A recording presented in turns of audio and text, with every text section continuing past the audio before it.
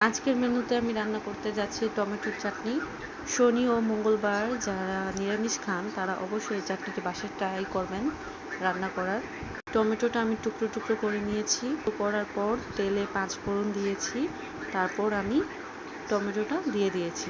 আজকের মেনু টমেটোর চাটনি আর হলো চানার ডাল, যেটাকে বলে বুটের ডাল। আমি আজকে বুটের ডাল রান্না করেছি আর এই চাটনি দিয়ে আজকে আমরা দুপুরে খাবার খাবো। টমেটো দেওয়ার পর আমি কাঁচামরিচ দিয়ে দিলাম, একটু লবণ দিয়ে দিলাম 1 চামচ, একটু হলুদের গুঁড়ো দিয়েছিলাম।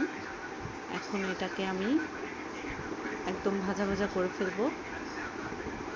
টমেটোগুলো গলে একদম মিশে যাবে, একদম ভাজা ভাজা করে ফেলবো। তেল না ছাড়া পর্যন্ত ভাজতে থাকবো আমি।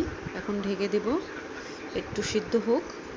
সিদ্ধটা হয়ে গেলে তারপর আমি আবার ঢাকনা খুলে আমি এটাকে আবার একটু নাড়াচাড়া দিব। দেখব তেলটা ছাড়েনি তেমন, এখনও অনেকটা ভাজা ভাজা করার আছে, অনেকটা হয়ে গেছে ভাজা।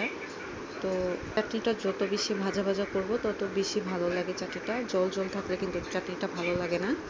এক পর্যায়ে ভাজতে ভাজতে কিন্তু ভাজা ভাজা হয়ে গেছে চাটনিটা।